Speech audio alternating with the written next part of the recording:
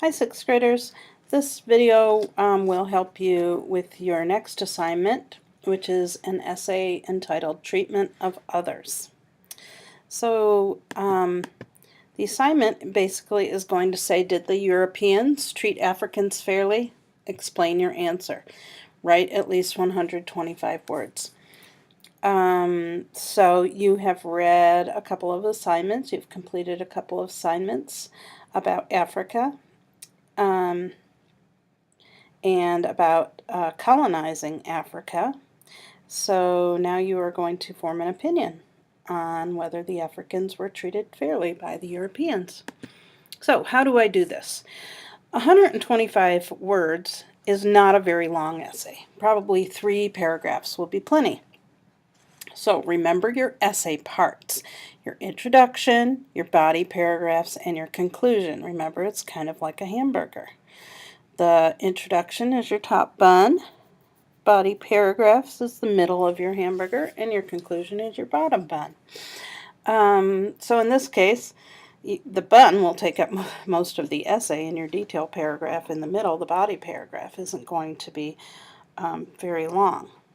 So where can I get my information? Okay, in assignments 2 and 3, just before this assignment, contain a lot of facts. And here are some highlights of the facts that are contained in assignments 2 and 3. So you probably have heard this, but we'll go over it again just so you can get some ideas for your essay. The Portuguese were the first Europeans to explore Africa in the late 1400s. They were looking for a way around Africa to India. They conquered cities on the coast and set up trading. So you can see Portugal is right next to Spain. Sorry about that. And so they sailed around this green line. They wanted to go around the tip of Africa, and up on the other side is India. So they were trying to find a way around India in the 1400s. Along the way, however, they stopped in places on the African coast and they conquered cities. So you know that conquered means they took them over by force. So the Africans weren't looking for this to happen. And they set up trading so that they could make money. They would get things from one city, sail them to another, and people would trade for goods and for money. More information highlights the African people were and still are divided into thousands of small tribes or ethnic groups who considered each other to be foreigners. So just like we consider people from another country foreigners, the tribes in Africa considered other tribes to be foreign, and a lot of times they spoke a different language.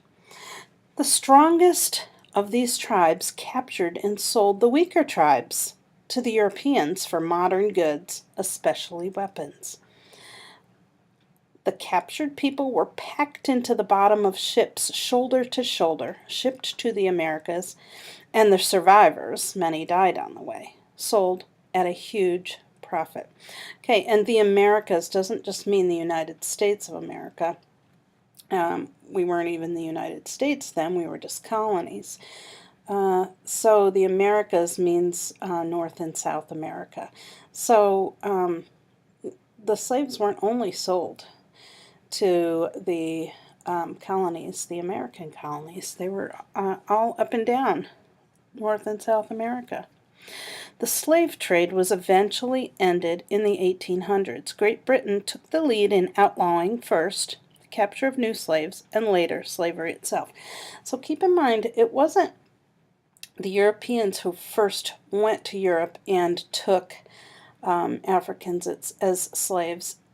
There were other African tribes that conquered each other and sold them to the Europeans. Okay, that doesn't mean the Europeans didn't do anything wrong, but when we think of it, we think of European countries just going in there and invading, which they did, and taking Africans. But They really sold each other. This picture is of the Zulu tribe of South Africa. And actually, this is a modern picture. There are still tribes in Africa, although some of them choose to live in modern ways, but still celebrate their tribal heritage, and some of them choose to live traditionally. More information highlights from the past two lessons. During the 1800s, the European nations began to explore and conquer areas of Africa. They wanted the wealth of ivory, gold, rubber, wood, and other resources found there. The different nations soon found themselves fighting over African territory. To avoid war in Europe over land in Africa, almost all the nations met at the Berlin Conference in 1884. There, they sat down at a table and divided Africa up amongst themselves. No African representatives were present.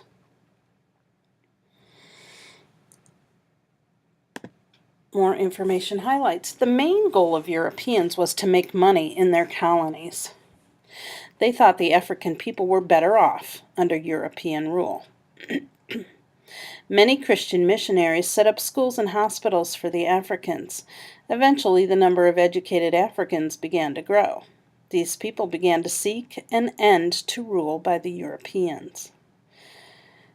And the picture at the left shows a school that was set up by European missionaries in Africa.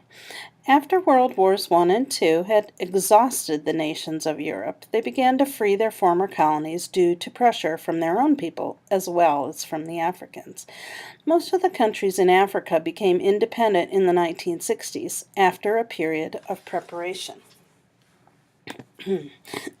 Excuse me. And that map just shows what areas of Africa were freed from colonial rule by the Europeans and about what dates. You can see that most of Africa was freed from European rule in the 1960s or before, and small areas were freed during the 1960s and later. So, what to consider when you do your essay? We tend to think of slavery when we think of Europeans in Africa, but there are other considerations also. Colonization, division of Africa among European nations, Christian missionaries, and independence preparations. Independence preparations means that the countries in Europe, before they freed the African nations from European rule, they helped them to build up a government that would hopefully be stable and be able to carry that African country on to rule by itself. So, after taking all of the facts into consideration, form your opinion around the assignment question: did the Europeans treat the Africans fairly? Take all of the information into consideration, not just the part you wish to talk about. Okay? A lot of people just talk about slavery when they talk about were the Europeans fair or not. You need to talk about more than just slavery. Okay? There are a lot of different aspects to think about. So, on to the paragraphs that you need to write. Okay, be sure to make a thesis statement in your introductory paragraph. That means to present your main idea, basically. So, and one example thesis statement to open your introductory paragraph would be: Africans were treated unfairly by many European countries before the 1960s. Or another example of a thesis statement to open your essay: many European nations treated Africans unfairly except for certain groups. Okay, those are just examples, and you don't need to follow those. You need to form your own opinion. So you would then go on to explain what you mean by your opening statement. Remember, we're not just writing 3 sentences. We're writing 3 paragraphs. Your second paragraph should contain reasons and details for your opinion. So back it up with evidence that was found, that you found in the readings in lessons 2 and 3. Okay. Then your last paragraph, although, yeah, there we go. Your last paragraph, the conclusion should contain a wrap-up of your opinion and the paragraph details ending your essay. Okay, editing. Some important things to do before you turn in your assignment. Check for cups. Cups can help you remember. You check for capital letters. Did I put capitals where they belong? Remember, not just at the beginnings of sentences. The word I is also capitalized. Proper nouns, names of countries, names of different people like Europeans, Africans. All proper nouns need to be capitalized. So C stands for capital letters. U stands for understand. If I read this to someone else, will they understand it? Okay, make sure it's not just what's going on in your head, but you're explaining it properly. So P is for punctuation. Did I put punctuation where it belongs? Remember, you need to break up your writing into sentences with periods at the end. And you need to break up your sentences into paragraphs. And then the S stands for spelling. Did I spell all of my words correctly? So you check for cups. Then I want you to read your essay out loud to yourself to check for mistakes. A lot of times your ear will hear a mistake that your eyes didn't catch.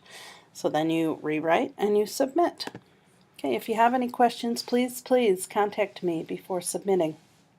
I'd be happy to help you and happy to guide you in writing this. So since you're watching this video, you must call me for credit. There's both of my phone numbers listed there.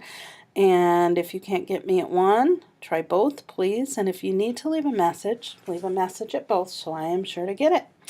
So you have a good day and good luck on writing your essay. Bye.